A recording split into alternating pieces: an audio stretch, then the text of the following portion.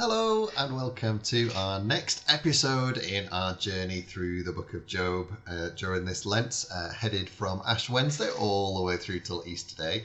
And we are now on the second day of March, which means that we are on chapter 8 of the book of Job.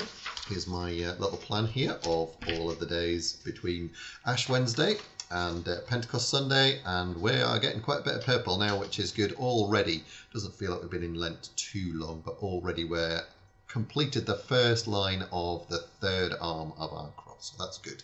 And hope that you are enjoying your Lent, that it's a good Lent so far. We are here in the book of Job, and we're on chapter 8 today, and you may remember that there was a man called Eliphaz who tried to comfort Job, and he didn't do a very good job, did he? And Job was replying to him, and then he also called out to God as well. That's where we left it yesterday, after Job's life had fallen apart in the beginning of the book.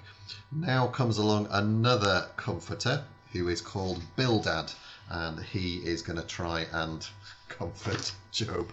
So this is Bildad's little bit that he has to say. This is Bildad's words to Job as Job is in the depths of despair and calling out to God, and saying to God, well, I just despair, and I am complaining. He complains to God, doesn't he, that God doesn't let him die, really, because life has just got so bad. And this is what Bildad has to say, chapter 8 of the book of Job.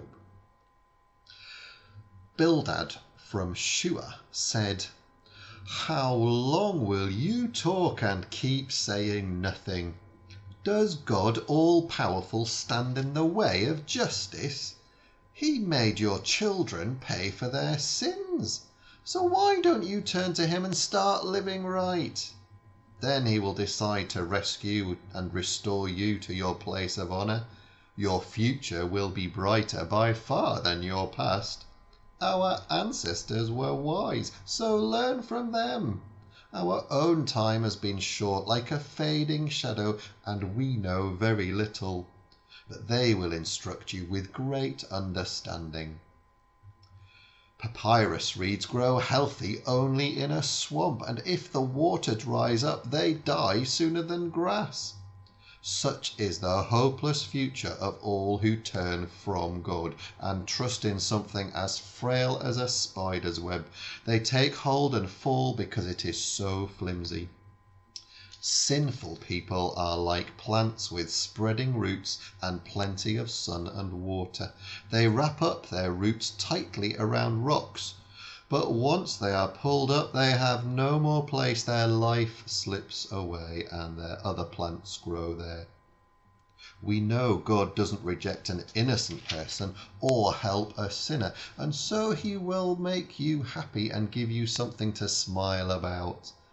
But your evil enemies will be put to shame and disappear forever." That's the end of Bildad's words. Short and not very sweet, really, are they?